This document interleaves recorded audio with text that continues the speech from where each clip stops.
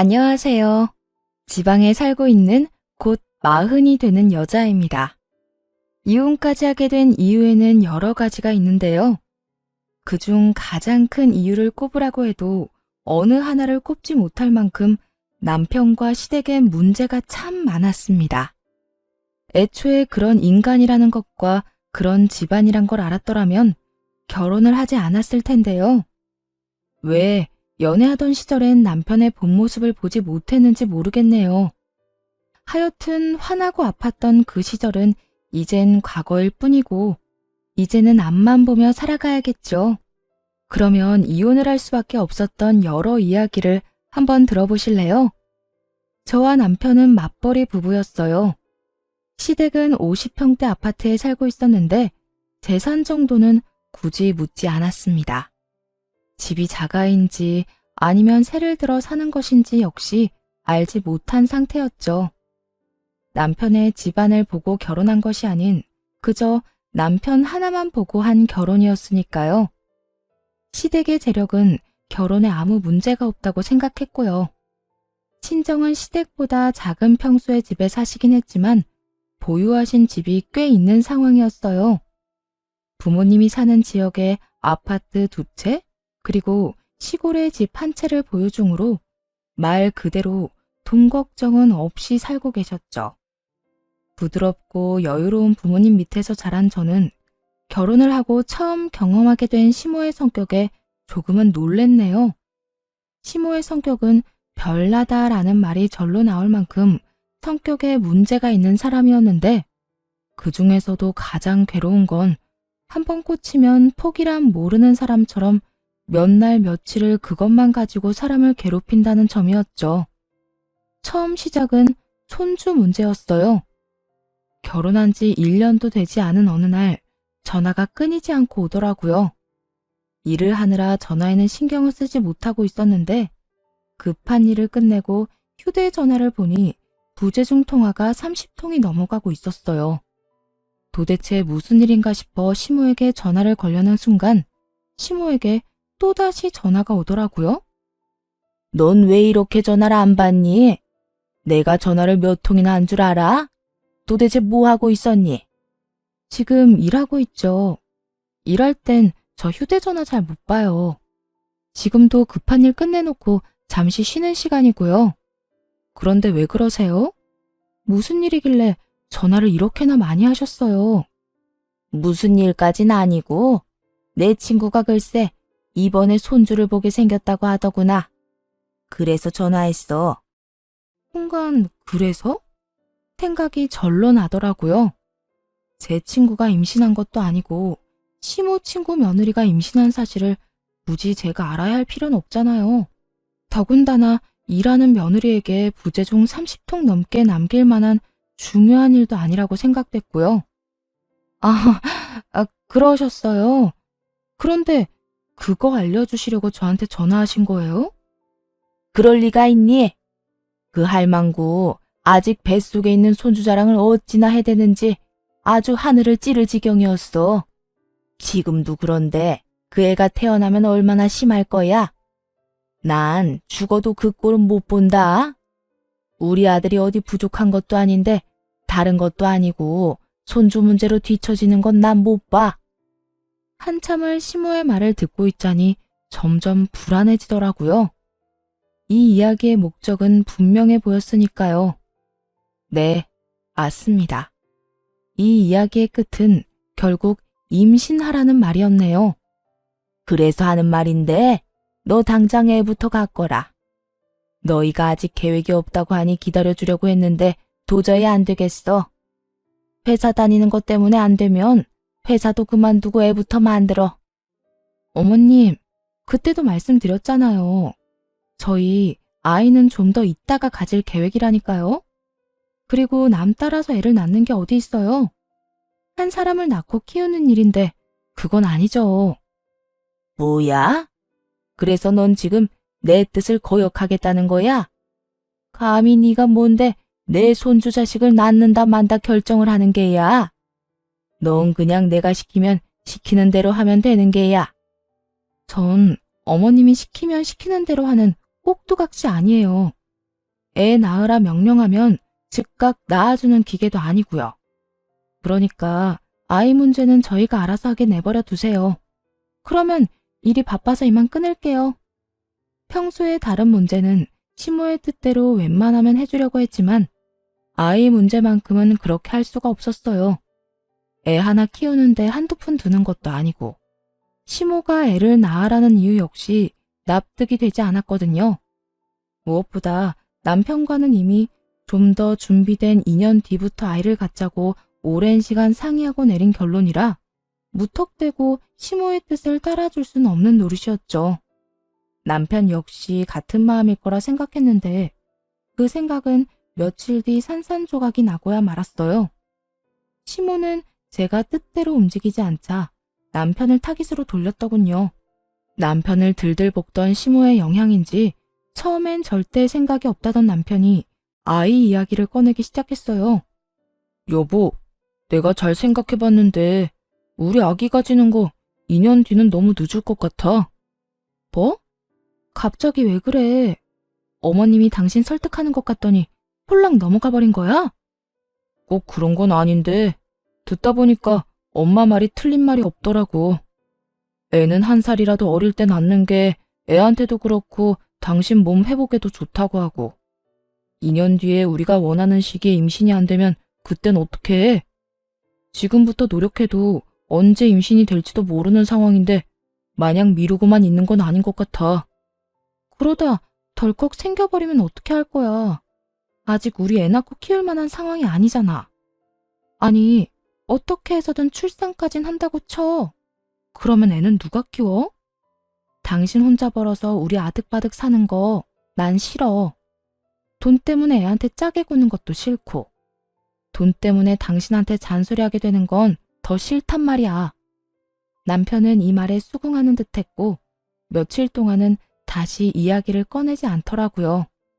그래서 이젠 포기했나 하고 안심하는 순간 아니나 다를까 다시 이야기를 꺼내기 시작하더군요. 여보, 우리 엄마가 애 낳기만 하면 다 알아서 해줄 테니까 얼른 낳기만 낳으래. 돈 걱정은 물론이고 당신 육아휴직 끝나면 그때부터 아기도 봐준다고 하던데. 그러니까 우리 지금부터 노력해보자. 나 엄마 말 때문에 설득된 것도 맞지만 당신 닮은 아기 꼭 갖고 싶어서 그래. 만약 남편이 화를 내며 닥달했다면 넘어가지 않았을 텐데요. 이렇게 달래주며 저런 말을 하니 고민이 생기더라고요. 거기에다 출산 이후 가장 걱정이었던 육아 문제까지 해결을 해준다고 하니 더욱 흔들리기도 했었죠. 결국 전 달콤한 남편의 설득에 넘어가 애를 갖게 되었고 무사히 출산하게 되었습니다. 출산하기 바로 직전까지도 조리원 비용도 다 줄 테니 아무 걱정하지 말라던 시모는 막상 출산하고 조리원에 가게 되자 돈 이야기는 꺼내지 않더군요. 육아도 마찬가지였어요. 도와준다고 큰 소리 칠 때는 언제고 막상 아기와 함께 집에 돌아온 첫날엔 시모가 집으로 찾아오더니 도와주기는커녕 진상짓을 부리기 시작했어요. 아이고, 우리 장손, 우리 아들을 닮아 너무 잘생겼구나. 인물이 아주 훤하다 훤해. 지금도 이런데 다 크면 여자 열어 돌리겠어. 그나저나 넌 뭐라고 그러고 서 있니? 밥 시간 지난 지가 언젠데 밥 안 차리니? 날 굶길 작정인 거야? 도움이 되지 않을 거라는 건 예상했지만 짐이 될 거라곤 예상하지 못했던 터라 당황스럽더라고요. 아이가 생각보다 더 우량하라 제왕절개했고 이제 조리원에서 나와 집에 도착한 사람에게 밥까지 차리라고 할 거란 걸 누가 상상이나 했겠어요. 시모는 누구보다 당당하게 밥 타령하고 있었고 아무래도 도저히 혼자 힘으로는 안 될 것 같아 제 몸조리를 위해 근처 친척집에 지내던 친정엄마를 불렀네요. 제 연락에 친정엄마는 급하게 집으로 오셨고 시모의 인사도 제대로 받지 않고 남편에게 밥 타령을 시작하셨죠. 지금 밥 대신한 지가 언젠데 우리 딸 밥 안 차려주고 뭐 하나? 네? 제가요? 그러면 여기 누가 밥을 하나? 제왕절개로 출산한다고 배 찢은 내 딸이 하나, 여기 갓 태어난 손주만 본다고 정신 빼놓은 사돈이 하겠나? 아니면 설마 내가 하길 바라는 건가? 아닙니다. 제가 해야 할 것 같네요. 그래, 얼른 차리게나. 남편은 하는 수 없이 주방으로 발길을 옮겼고 시모는 그 꼴은 죽어도 볼 수 없다는 듯 남편을 붙잡으며 엄마에게 따지기 시작하더라고요. 아니 사돈, 집안에 여자가 몇인데 남자가 밥을 차린답니까? 그것도 내 귀한 아들을. 나는 절대 그 꼴은 못 봅니다. 시모는 절대 안 된다며 엄마를 몰아세웠고 엄마 역시 지지 않았고요. 여기 여자가 어디 있어요?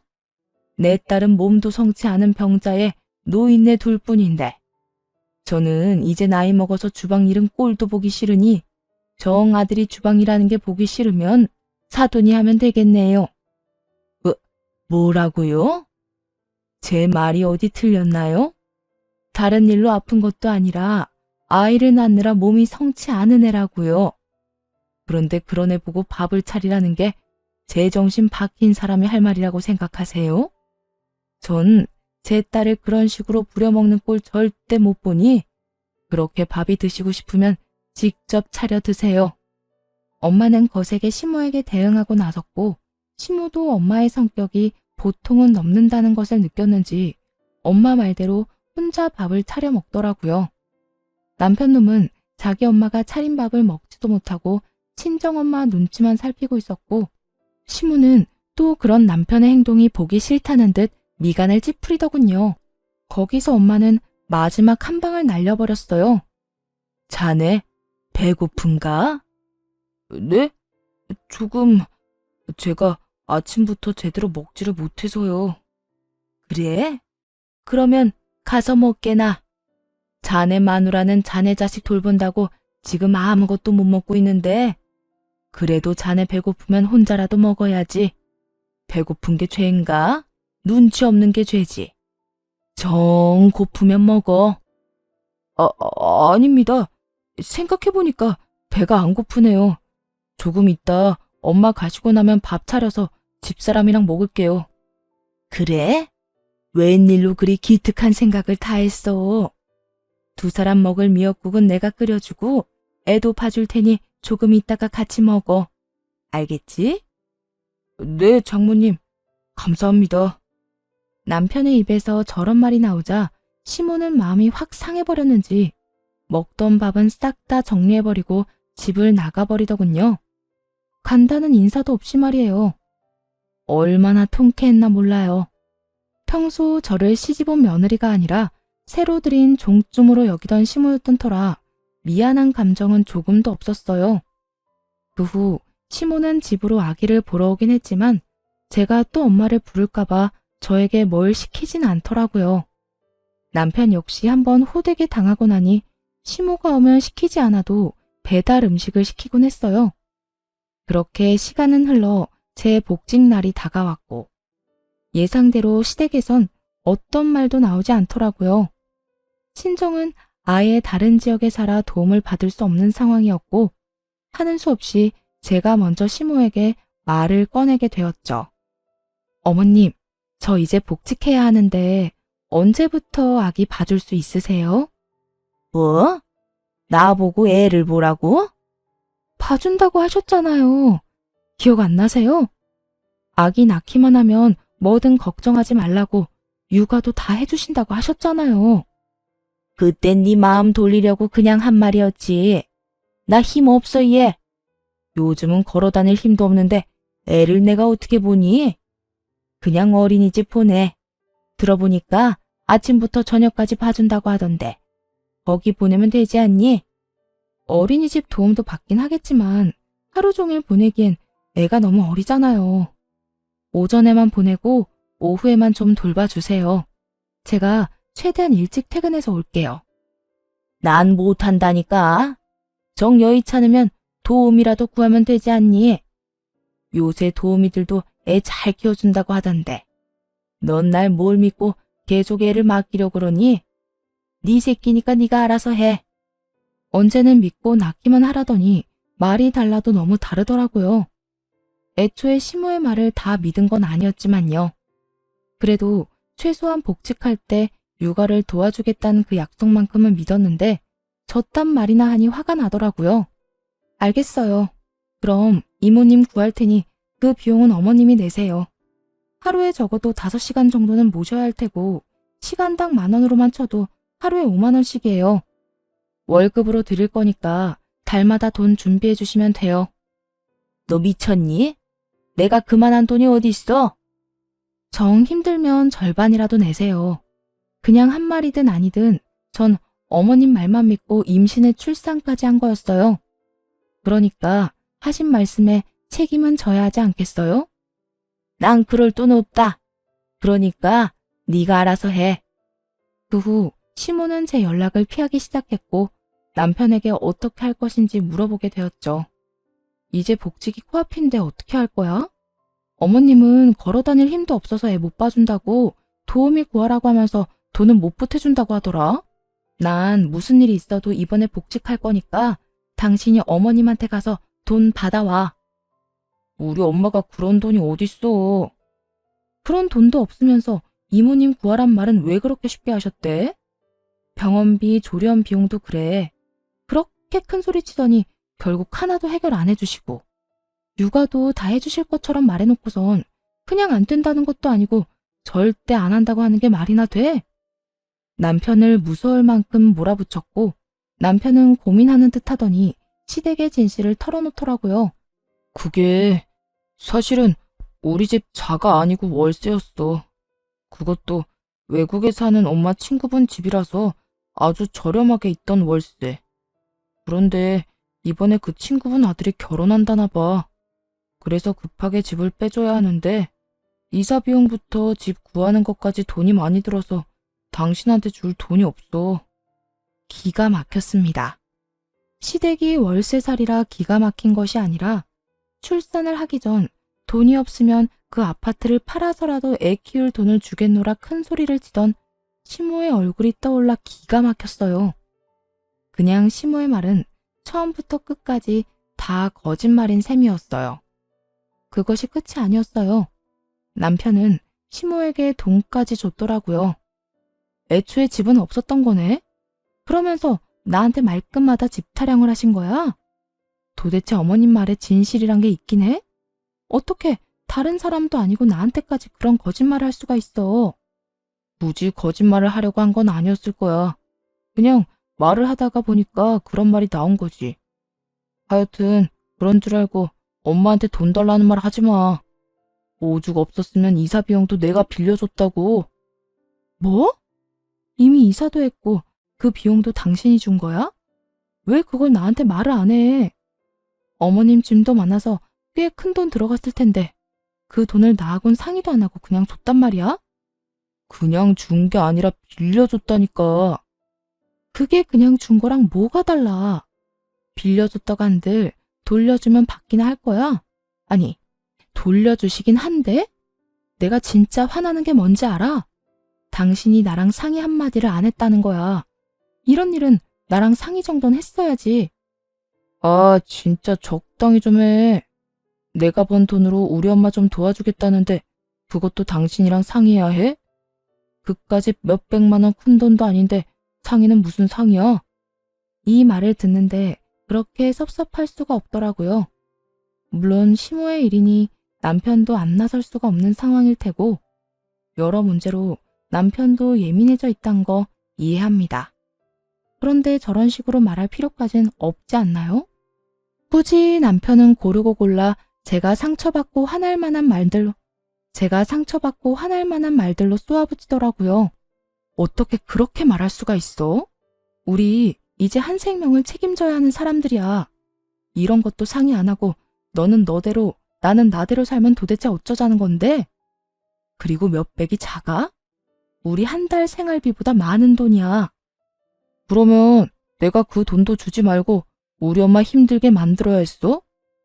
왜 계속 같은 말을 하게 만들어? 내가 말했지. 도움을 준 것 자체가 화가 나는 게 아니라고. 상의 정도는 해야 했다는 말이잖아. 그런데 당신 뭐라고 그랬어? 내 돈 내가 쓴다고? 그게 나한테 할 말이야? 아, 몰라. 난 틀린 말 했다고 생각 안 하고 앞으로도 이렇게 할 거니까 당신도 복직해서 돈 벌면 알아서. 나도 신경 안 쓸 테니까. 그 복직은 할 수 있을까 싶긴 하지만 말이야. 그 순간 어떤 생각이 들었는지 아세요? 제가 이러려고 애를 낳았나 하는 생각이 들었네요. 저를 설득하려 무슨 말이든 해야 했다고는 치지만 이건 해도 너무한다는 생각밖에 들지 않더라고요. 거기에다 복직을 못할 거라 확신하는 남편의 말은 더욱 큰 상처로 다가왔고요. 고민은 깊어졌고 때마침 연락을 해온 엄마와 이런 문제들을 상의하게 되었어요. 몸도 마음도 힘든데 기댈 곳이 없으니 엄마에게 기대게 되더라고요. 너 복직할 때 다 돼가지 않니? 시댁에선 약속대로 우리 손주 봐주신대. 아, 그렇지 않아도 그것 때문에 요새 생각이 많아.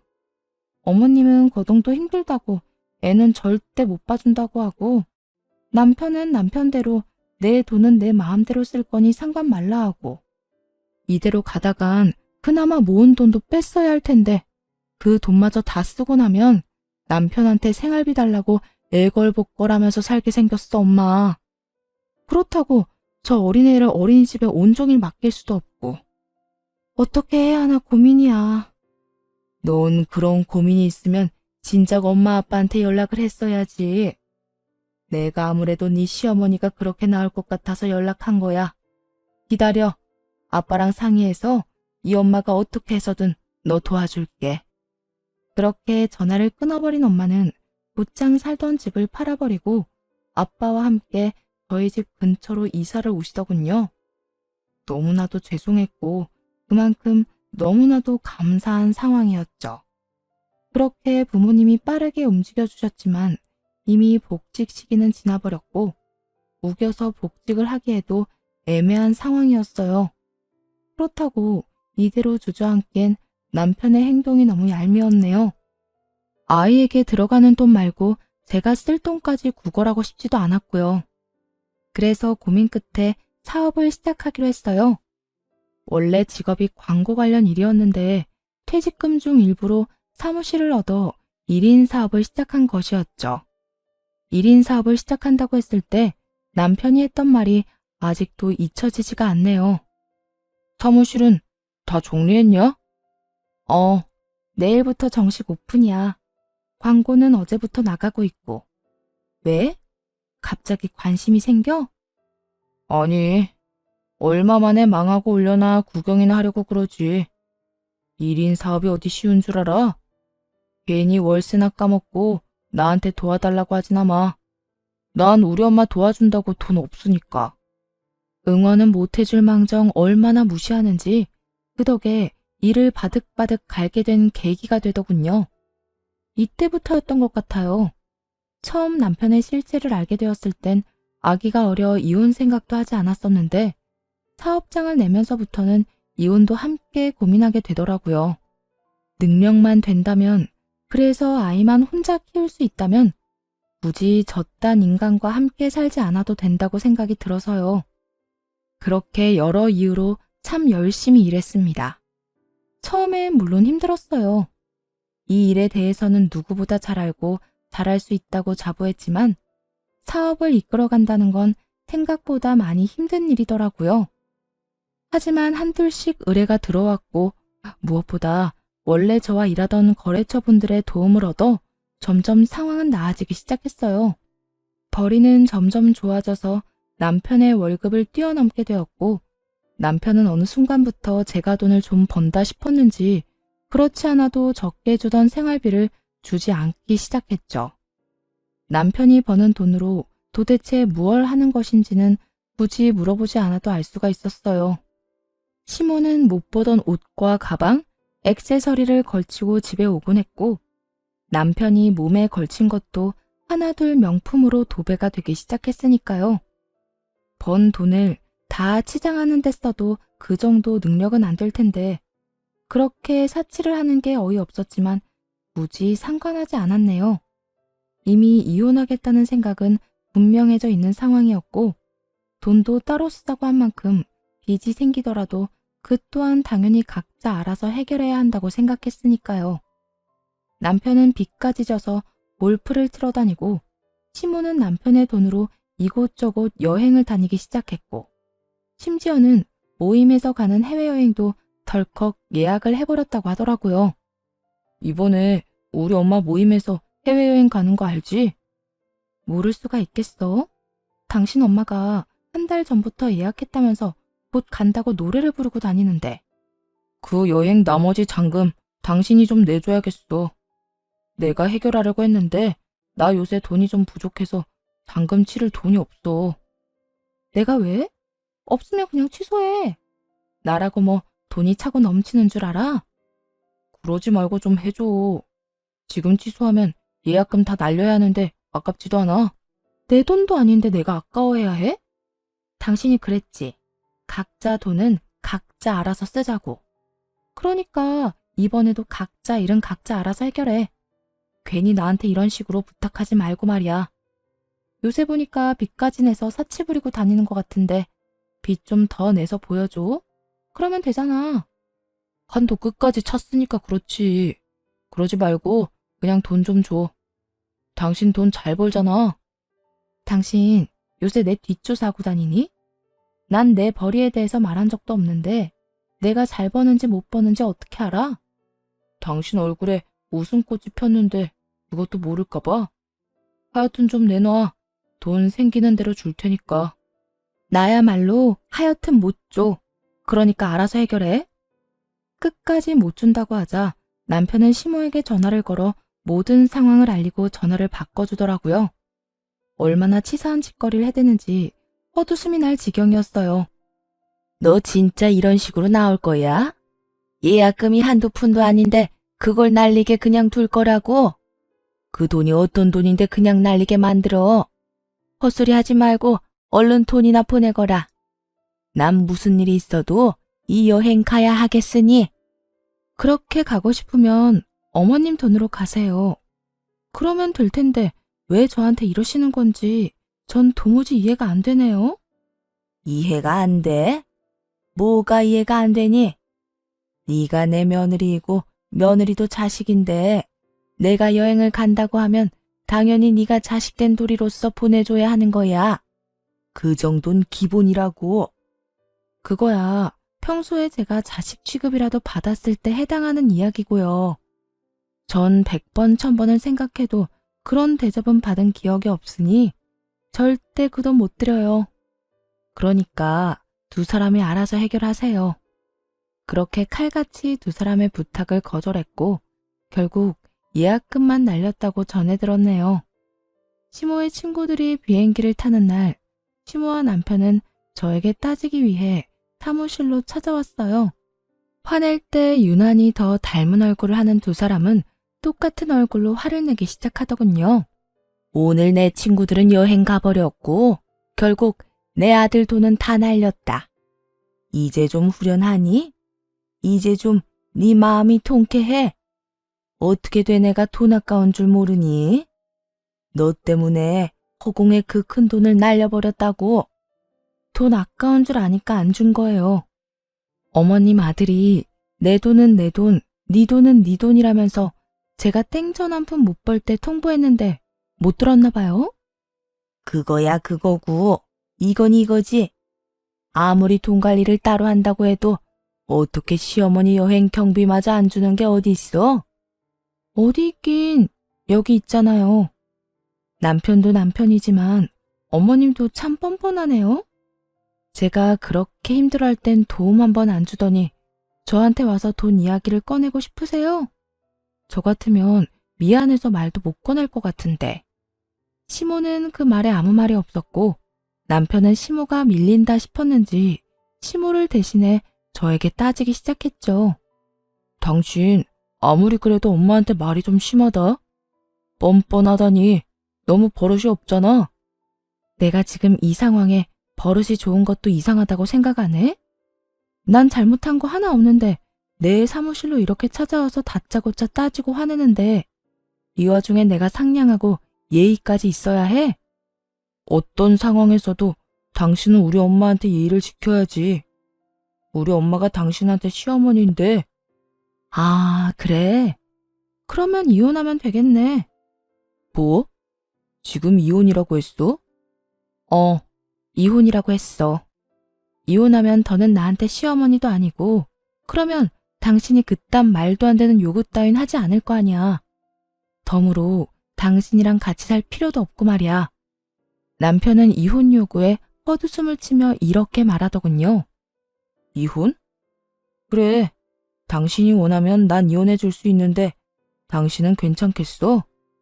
나한테 재산 분할도 해줘야 할 거고 당신이 그렇게 끔찍하게 생각하는 우리 아들은 아빠 없는 애 만들어야 할 텐데.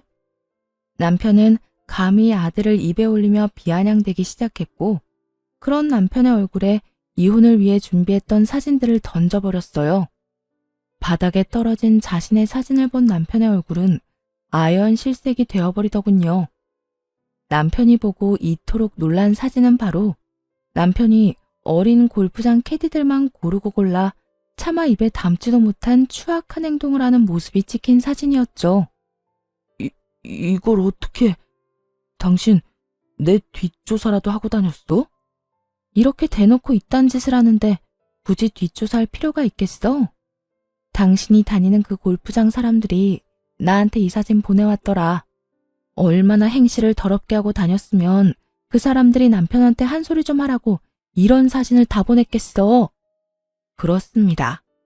제가 준비한 사진은 골프장 캐디가 보낸 사진이었어요.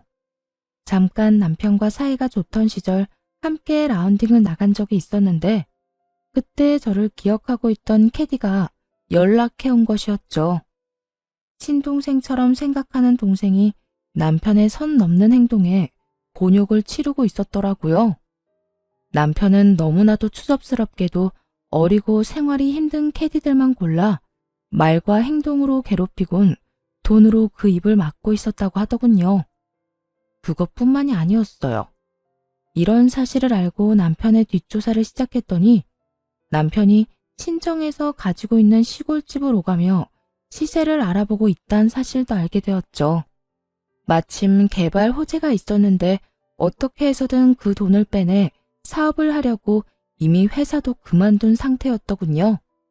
저에게는 사업이 그렇게 망할 거라 호언장담하더니 제가 승승장구를 하니까 자기도 분명 자금만 있다면 성공할 거라 믿었나 보더군요. 혹시나 싶어 노트북을 살펴보니 사업 계획서도 작성해둔 뒤였고 여기저기 연락을 해 찔러보는 상황이었어요. 이미 퇴직금도 절반 넘게 쓴 뒤였고 나머지는 시모의 집 대출금으로 야금야금 까먹는 상황이었죠. 아무리 그래도 그렇지 그딴 행동을 하고 다니는 것도 모자라 감히 우리 부모님 돈까지 탐내다니 이건 이혼밖엔 답이 없는 상황이더군요. 하물며 시댁 대출금까지 갚는 상황이라니 생각보다도 더 최악인 상태였어요. 이건 그냥 손이 하필 그 부분에 스친 것뿐이야. 설마 이렇게 어린 여자한테 내가 그딴 짓을 했겠어? 나 그 정도로 최악은 아니라고. 하여튼 당신이 생각하는 그런 거 아니니까 이혼 이야기는 꺼내지도 마.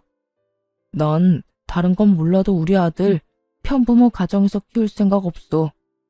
당신 우리 아들이 다니는 어린이집이 어디인 줄이나 알아? 우리 아들이 어떤 어린이집에 어떤 반에서 생활하는지 알기나 하냐고. 아니, 어떤 음식을 제일 좋아하는지는 알긴 해? 애한테 관심도 없는 사람이 이제 와서 아들 생각하는 척하기 안 부끄러워? 그딴 거 다 몰라도 단 한 가지 변하지 않는 사실은 내 아들이라는 거야. 그러니까 이혼 같은 헛소리 하지 마. 남편은 말도 안 되는 소리를 해대며 이혼을 막아보려 애썼고 시모 역시 그런 남편을 돕기 시작하더군요. 그래, 우리 아들 말이 다 맞다. 감히 내 귀한 손주를 반쪽짜리 가정에서 키울 생각을 해? 네가 낳았지만 우리 아들 핏줄이다. 너한텐 그런 권한이 없다니 말이야. 그러니까 잔말 말고 지금 살던 대로 살아. 이 사진도 그래. 누가 악의적으로 우리 아들 모함하려고 이딴 거나 찍어 보내나 본데. 난 우리 아들 이렇게 키운 적 없다. 다른 건 몰라도 우리 아들은 내가 제일 잘 알아. 아, 그러세요? 뭐가 진실인지는 지켜보면 다 알게 되겠죠. 들어보니까 CCTV 영상 사본도 있다고 하던데 그걸 보면 악의적인 편집인지 아니면 악의적인 행동일지 알 수 있겠죠. 그리고 제 아들은 내 아들이지 어머님 집안 소유물이 아니에요. 그러니까 이때껏 제대로 한번 안아준 적도 없는 내 아들한테 관심 끄세요. 두 사람이 뭐라고 하든 난 이혼할 거고 끝까지 이런 식이면 소송이라도 할 거니까 그런 줄 알고 돌아가세요. 좋은 말로 하는 지금 나가지 않으면 경찰 부를 거니까 그런 줄 알고요. 두 사람은 이 말이 그저 엄포라고 생각했는지 끝까지 버티고 서서 나가지 않더라고요. 이혼은 안 된다. 네가 뭔데 이혼 이야기를 먼저 꺼내냐는 둥. 막말을 쏟아내는 두 사람을 깡그리 무시하곤 경찰에 신고해버렸네요. 경찰차 소리가 들려오자 두 사람은 그제야 도망치듯 사무실을 나갔고요. 그 후 이혼 소장을 내며 이혼은 진행되었고 남편은 끈질기게 재산 분할에 집착하더군요. 하지만 남편이 출산 이후 가정에 소홀하고 생활비를 주지 않은 점, 월급뿐 아니라 빚까지 내서 시댁을 도와준 점, 골프장 캐디와 있었던 일까지 더해져 이혼은 저의 승소로 끝이 났습니다. 재산 분할도 거의 없는 것과 마찬가지의 결과가 나왔어요. 물론 아들도 제가 키우기로 결정이 떨어졌고요. 하지만 물론 이혼이 복수의 끝은 아니었죠. 전 남편과 전 시모에게 받은 위자료를 전 남편에게 당한 캐디들이 고소하는 과정에 조금 투자도 해주었어요. 전 남편의 인생은 롤러코스터를 타고 나락으로 떨어지기 시작했고 마지막까지도 아낌없이 제 욕을 하던 전 시모는 그때서야 찾아와서 울고 불고 빌기 시작하더라고요. 하준이 어미야, 제발 하준이 아비 좀 살려다오. 저러다가 진짜 큰일 나게 생겼어. 너도 하준이 아빠라는 사람이 깜빵 가는 건 싫지 않니? 하준이가 자라서 이 사실을 알면 뭐라고 하겠어?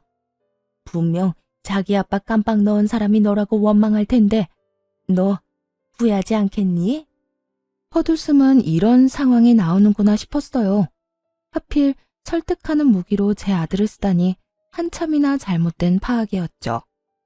힘이 없어서 거동도 힘들다고 애 한 번 안아준 적 없는 사람은 내 아들한테 관심 끄라고 했을 텐데요. 그땐 정말 내 몸이 안 좋았어. 내가 오죽했으면 귀한 내 손주 마음껏 안아주지도 못했을까. 귀한 손주 안아줄 힘은 없어도 백화점 다니면서 아들 돈 쓸 힘은 있었나 보네요. 왜? 백화점 다닐 때는 휠체어라도 타고 다녔어요? 그렇지 않고서야 지금 말이랑 그때 행동이 너무 앞뒤가 안 맞잖아요. 그래. 나 애 한 번 봐준 적도 없다. 그런데 네 아들은 네가 키워야지 왜 그걸 가지고 트집을 잡니? 너 너무 치사하다고 생각하지 않니? 그런 논리라면 그쪽 아들도 그쪽이 책임져야지 왜 나한테 와서 이러세요? 그리고 그쪽은 저한테 그런 말할 처지가 아니어도 저는 그쪽한테 이런 말할 입장이 되죠. 제가 아직 아이를 낳기는 싫다고 그렇게 거부할 때는 낳기만 낳으면 다 해준다고 했던 사람이 다름 아닌 그쪽이에요. 다른 사람이 억지로 시킨 말도 아니고 본인 스스로 뱉은 말인데 단 한 번도 지킨 적이 없잖아요. 그러니까 이제 와서 손주라는 둥 내 아들 이름 입에도 올리지 마세요. 내가 오죽하면 이러겠어. 오죽 급했으면. 나도 내 아들도 너한테 다 잘못한 거 인정할 테니까 제발 내 아들 좀 도와줘. 들어보니까 네가 그 아가씨들 도와주고 있다던데 네가 설득하면 그냥 용서해주고 넘길 수도 있지 않니? 많은 거 바라지도 않아. 그냥 만나서 우리 아들 용서해달라고 말이라도 좀 해주려무나. 그 하나를 바란다는 게 지나치게 많은 걸 바라는 거예요. 저는요, 절대 그 아가씨들한테 용서해줘라, 없던 일로 덮고 넘어가라, 이딴 쉰소리 하고 싶지도 않아요. 그럴 생각도 없고요. 본인이 저지른 죄 스스로 다 갚으라고 하세요. 돈으로 갚든 몸으로 갚든 말이에요. 전 시모는 자신의 말이 씨알도 먹히지 않을 것 같아 보이자 눈물을 다 닦아내더니 저를 노려보며 겁을 주기 시작하더라고요. 그건 먹힐 거라 생각했는지 멍청하기 짝이 없는 대처법이었죠. 너 계속 이런 식으로 나오면 내가 하준이한테 다 말할 수밖에 없다. 하준이가 어느 정도 자라고 나면 네 아빠 인생 망하게 한 사람이 다름 아닌 네 엄마라고 다 말해버릴 거라고. 너 진짜 잘 생각해야 한다. 엄마 아빠가 이혼한 건 둘째치고 남자애한테 아빠가 얼마나 큰 존재인데. 그런 아빠가 망하면 애도 애지만 너라고 기분이 좋을 것 같아? 막상 망하고 나면 너도 기분이 좋지만은 않을 거라고. 그러니까 내가 이렇게 고개 숙이고 부탁할 때 내 아들 살려내란 말이야. 진짜 큰 착각을 하는가 본데 난 애 아빠든 말든 망하는 꼴 보고 싶어서 이러는 거예요. 그러면 내 기분이 엄청 좋을 것 같아서요. 그러니까 괜히 애 먼 사람 붙잡고 시간 낭비 그만합시다. 네? 이 말에 화가 머리끝까지 난 전시모는 저를 향해 손을 뻗어보려 애썼지만 소용없는 짓이었죠. 제가 키가 훨씬 더 크기도 했지만 시모의 손에 잡힐 만큼 제가 느리지도 않았으니까요. 그 길로 전시모의 두 손을 잡아 끌어다 내쫓아버렸어요. 그 후 전시모는 끈질기게 찾아왔지만 그때마다 경찰에 신고를 했고 그 후로는 더는 찾아오는 일은 없었네요. 전시모의 발길이 끊기고 들려오는 소문엔 전 남편은 막대한 합의금을 주고 구치소 신세는 면했다고 하더군요. 그때라도 정신만 차렸다면 아들이 원하는 한에서는 얼굴은 보여주고 살려고 했는데 말입니다.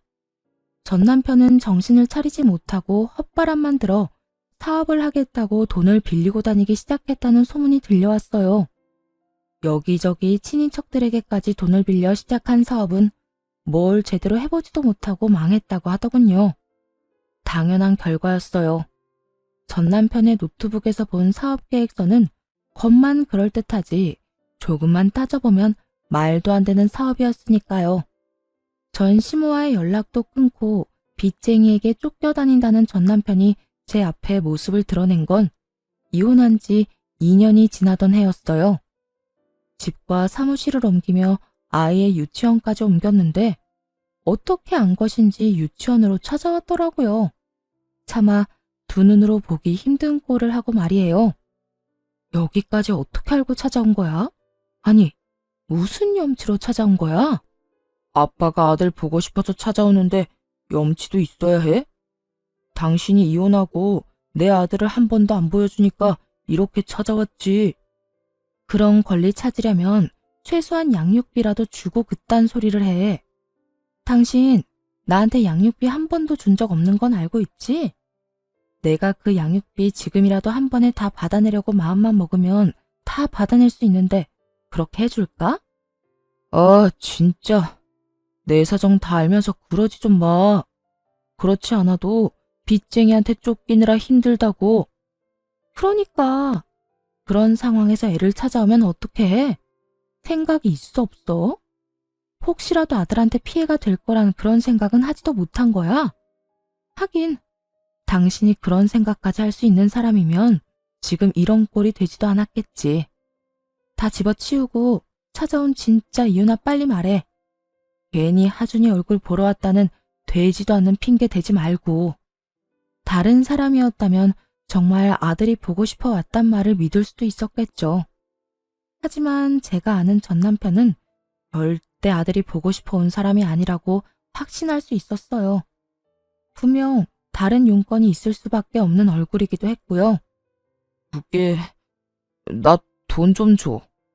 이제 정말 땡전 한 푼 없어서 길거리에서 자야 할 신세야. 그러면 그렇지. 어쩌다 그런 꼴까지 됐니? 한심하다 한심해. 그래, 나 한심해. 그러니까 다 알고 있는 사실 늘어놓지 말고 돈이나 좀 줘. 한 500만 원 정도? 당신 그 정도 돈은 쉽게 마련할 수 있잖아. 전 남편은 500만 원이 마치 나와라 뚝딱 하면 나오는 돈처럼 쉽게 이야기하더라고요. 수중에 돈 한 푼이 없어 전부인에게 구걸이나 하러 온 놈이 말이에요. 불쌍하기는커녕 한심하지도 않았어요. 그저 어떻게 해야 이 정신나간 전 남편을 한 방에 떨쳐버릴 수 있을까 고민만 할 뿐이었죠. 고민 끝에 가방 안에서 500원짜리 동전 하나를 전 남편의 손에 쥐어주며 이렇게 말했어요. 500만 원은커녕 500원도 아까운데 그래도 예정이 있어서 이거라도 주는 거니까 가지고 가. 갚을 필요도 없고 그 돈 핑계로 다시 찾아올 생각도 하지 마. 알겠어? 너 지금 누굴 거지 취급하는 거야? 누가 이까짓 500원 받으러 여기까지 왔대? 500만 원 내놓으라고. 지금 당신처럼 오갈 데도 없어서 길거리에서 자고 돈이나 구걸하고 다니는 사람이 거지인 거 몰라? 거지한테 거지 취급해주는 건데 무슨 문제라도 있어? 그리고 500만 원을 빌려달라고 사정해도 얼굴에 침이라도 뱉고 싶은 심정인데 그냥 내놓으라고? 내가 미쳤어? 당신 같은 인간한테 그 큰 돈을 주게? 이 한심하다는 단어도 아까운 인간아. 그렇게 돈이 궁하면 공사판이라도 가서 일을 해. 여기서 아까운 시간 허비하고 다니지 말고. 전 남편은 꼴에 자존심은 남은 것인지 제가 준 500원을 바닥에 던져버리더라고요. 그리곤 무섭지도 않은 엄포를 놓기 시작했죠. 내가 너한테 복수하기 위해서라도 꼭 성공하고 말 거야. 그때 가서 후회하면서 매달리지나 말란 이 말이야. 그래, 제발 성공 좀 해라. 그래서 그 차마 두 눈 뜨고 보기 힘든 꼴 말고 제대로 된 꼴로 찾아와서 내 약 좀 올려보란 말이야. 뭐, 그 성공이 그렇게 쉽게 될지는 모르겠지만 내가 그때 되면 내 아들도 다시 데리고 올 거야. 데리고 와서 너한텐 얼굴도 안 보여주고 살 거라고. 이루어질 수 없는 일이란 걸 알지만 그 말을